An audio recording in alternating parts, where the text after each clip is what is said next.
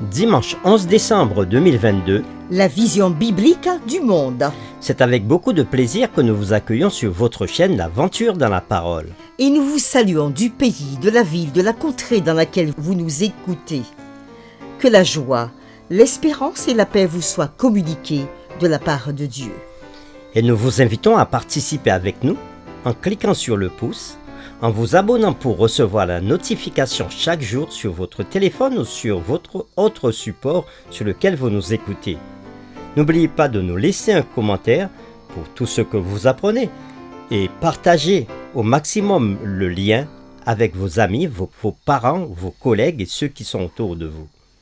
Le texte à mémoriser de cette semaine que nous vous invitons à dire avec nous se trouve dans 1 Thessaloniciens chapitre 5, le verset 23. Que le Dieu de paix vous sanctifie lui-même tout entier, et que tout votre être, l'esprit, l'âme et le corps soient conservés irrépréhensibles lors de l'avènement de notre Seigneur Jésus. Et nous le répétons encore une fois, 1 Thessaloniciens chapitre 5, le verset 23.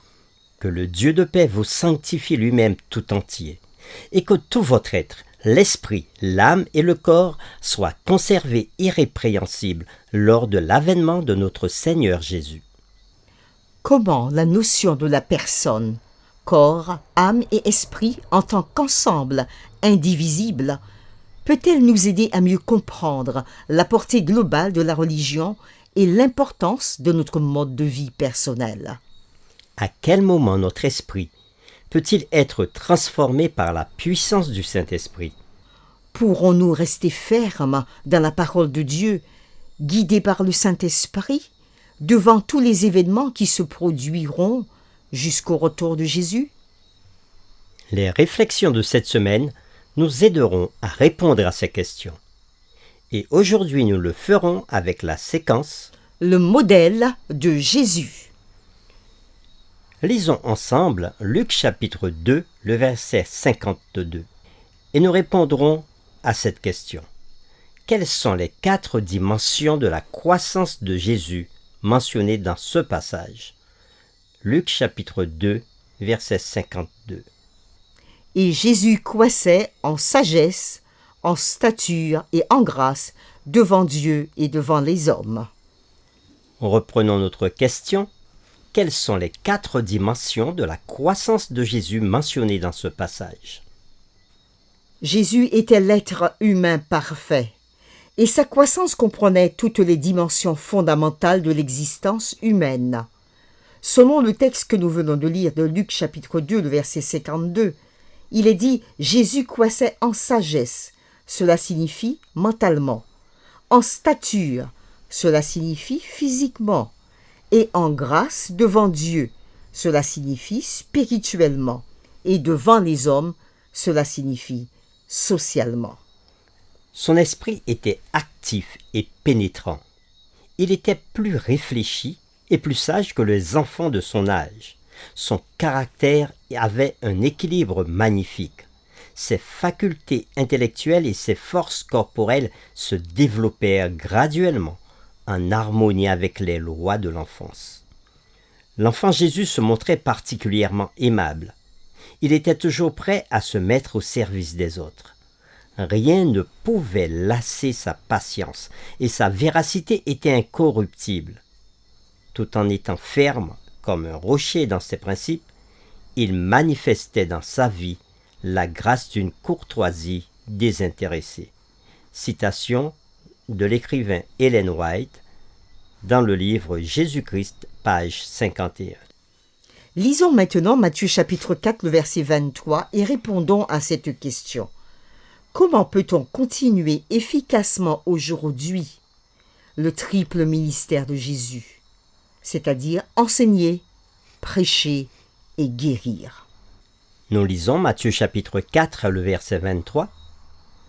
Jésus parcourait toute la Galilée, enseignant dans les synagogues, prêchant la bonne nouvelle du royaume et guérissant toute maladie et toute infirmité parmi le peuple. Fin de la lecture. En reprenant ce texte de Matthieu chapitre 4, le verset 23, nous répondons à la question « Comment peut-on continuer efficacement aujourd'hui, oui aujourd'hui, le triple ministère de Jésus, c'est-à-dire enseigner, prêcher et guérir. Si nous reconnaissons qu'un être humain est une personne intégrale et indivisible, alors nous ne pouvons pas restreindre notre religion aux seules questions spirituelles. La vérité embrasse en fait tout notre être, couvre toute notre durée de vie et comprend toutes les dimensions de notre vie. Nos éléments physiques et spirituels sont si puissamment intégrés qu'ils ne peuvent vraiment pas être séparés. Et bien que, en tant qu'être déchu, nous ne serons jamais égaux à l'image de Jésus telle que représentée ci-dessus, nous devons, par la grâce de Dieu, l'imiter, car l'œuvre de la rédemption consiste à assurer le développement du corps, de la pensée, de l'âme, pour que le plan divin de la création soit réalisé. Cité du livre d'Ellen G. White, Éducation, à la page 16. C'est ce que Dieu cherche à faire en son peuple dans le cadre du processus de la préparation à son retour. Et nous avons dit hier que la vision biblique du monde et de la nature humaine est une unité de tous les aspects de notre existence, à savoir physique, Mental, intellectuel, émotionnel, volitif, spirituel et social. des aspects qui n'existent pas séparément ou indépendamment les uns des autres. Tout est mis ensemble par notre Créateur dans une unité merveilleuse et non séparée. Et tout doit être sanctifié par Dieu, comme il est dit dans 1 Thessaloniciens 5, le verset 23. Pour terminer, réfléchissons sur cette question. Si nous nous comparons à Jésus, nous pourrions facilement être découragés par la différence. Comment alors le fait de se centrer sur la croix et sa signification nous protège-t-il du fait d'être découragés par ce que nous voyons en nous-mêmes par rapport à ce que nous voyons en Jésus?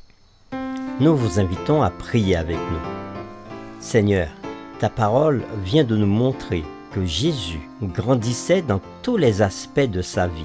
Il croissait dans tous les aspects de sa vie. Il croissait en stature, donc physiquement, et le texte nous dit qu'il croissait aussi en sagesse, donc mentalement, et en grâce devant Dieu, donc spirituellement, et devant les hommes, socialement. Oui, Jésus croissait dans tous les aspects de sa vie. Et ainsi, nous avons pu voir que lorsque nous parlons de religion, tous les aspects de notre vie doivent être impactés, comme ce fut le cas pour Jésus. Avec l'apôtre Paul, nous voyons aussi que nous sommes appelés à sanctifier tous les aspects de notre vie, que ce soit l'aspect physique, que ce soit l'aspect mental, que ce soit l'aspect spirituel et l'aspect social. Nous savons que c'est difficile, mais nous voulons ressembler à Jésus. C'est pour cela, Seigneur, que nous prions pour que tu nous donnes la force d'avancer chaque jour, de contempler Jésus à travers sa parole, afin que nous puissions le ressembler de plus en plus. Conduis-nous dans ce désir-là, Seigneur, et que le Saint-Esprit guide notre esprit. Nous t'avons prié au nom de Jésus.